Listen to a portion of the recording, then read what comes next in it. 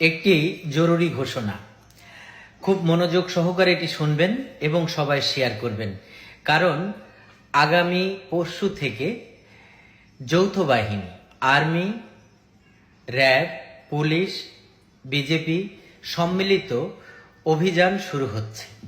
এই শুদ্ধি অভিযানে অবৈধ অস্ত্র তোলার পাশাপাশি সোশ্যাল মিডিয়াতে যারা নোংরা ভিডিও করছেন, যারা সামাজিক অবক্ষয় করছেন, গায়ের পোশাক খুলে ফেলে মেয়েরা ভিডিও করছেন, ছেলেরা আপত্তিকর ভিডিও করছেন, তাদের আইডিগুলো তো ব্যান্ড হবেই।